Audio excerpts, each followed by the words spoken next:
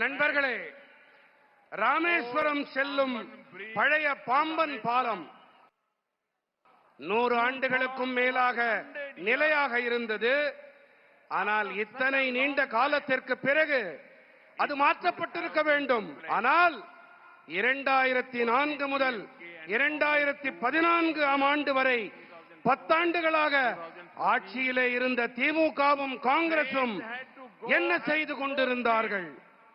ரயில்கள் பாலத்தை மெதுவாக கடக்க வேண்டியிருந்தது என்றால் அவர்களின் அரசாங்க கோப்புகள் அதைவிட மெதுவாக கடந்து கொண்டிருந்தன. நம்முடைய அரசாங்கம் தான் தற்போதைய நவீன பாம்பன் பாலத்திற்கு ஒப்புதல் அளித்தது. கடந்த ஆண்டு இதனை தொடக்கி வைக்கும் பேரு எனக்கு கிடைத்தது. நாங்கள் வேலையிலே வேகத்தை காட்டினோம். இதன் காரணமாக இப்போது ரயில்களால் வேகமாக பயணிக்க முடிகின்றது. 2009-14 ஆண்டிலே தமிழ்நாட்டிற்கு வருடாந்திர ரயில்வேயின் நிதி ஒதுக்கீடு சுமார் 880 கோடி ரூபாய்.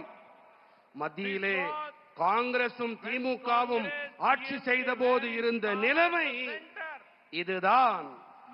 ஆனால் இப்போது 2026-27 இது 7600 கோடி ரூபாய், 8 மடங்கு அதிகம்.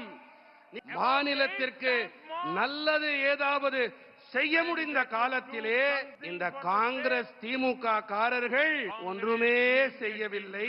ஆனால் இன்றைக்கு வாய்கிழிய பேசுகிறார்கள், கூப்பாடு போடுகிறார்கள்.